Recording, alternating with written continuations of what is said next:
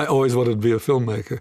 I didn't want to be an animator. I didn't want to be any of those things. They were things that I suppose were the pathway to get where I wanted to get, because I also knew even though I wanted to make movies, I couldn't work my way up through the system. I could never be a T-boy. I was it briefly, and I was a disaster at it. I already, from a very early age, seemed to know what I wanted to do, and I always felt I knew how to do it.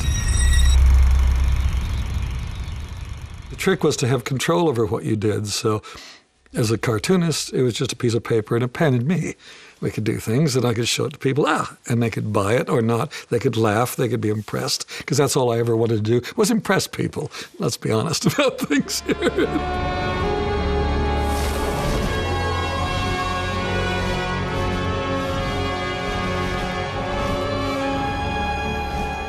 I love actually, getting involved in making a movie. What I don't like is the time in between when you're trying to raise money for the next project. And that's because I don't believe I'm going to get the money for the next project. So it's a very long period of frustration and kind of an inability to believe in what you're doing. Once I've got the money, I'm off, and then the fun starts.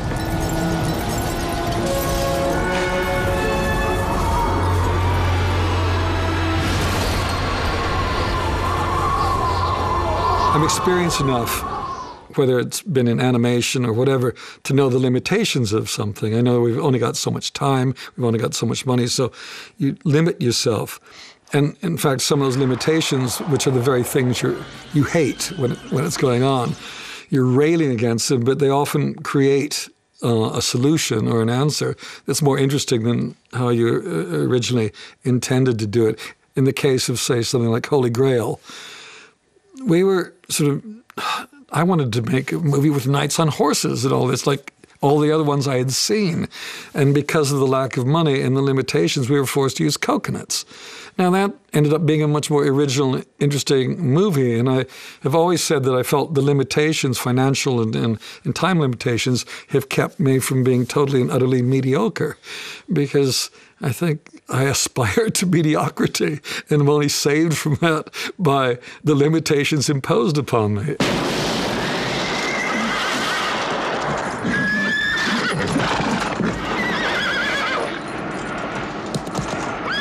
Time Bandits was glorious because, it was at a time when Handmade Films existed, which was this company that George Harrison and Python had done.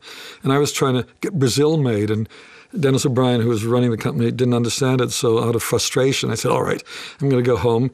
And that weekend, I wrote the story of Time Bandits. I said, I'll make a film for all the family. And we did. And it was just simple. It was fun. I got to work with great actors. And we thought we'd made a really wonderful film. We'd done something that nobody had ever done in a children's film, is blow up the parents, which I thought was very important to do. Oh! Well, what do you call this, then? Mom! Dad! It's evil! It was just great fun writing these historical characters, working with Mike Palin. And then the shock was, at the end of this, what was a very enjoyable experience, was nobody wanted to buy it. The studios didn't want it. Nobody wanted it. And then we put the film out, and thanks to George Harrison, really, and Dennis mortgaging their building and everything, the film went out, and it was a huge success in America. Less so here, but it was the one that really allowed me to do everything I've done subsequently. So not only was it fun, but it's responsible for me sitting here right now.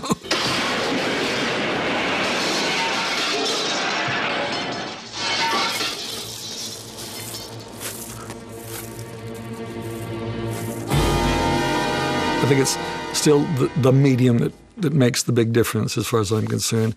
I sit and do, like you do a painting, you go to a gallery, but how many people have seen it? You go to the theater, great, how many people have seen it?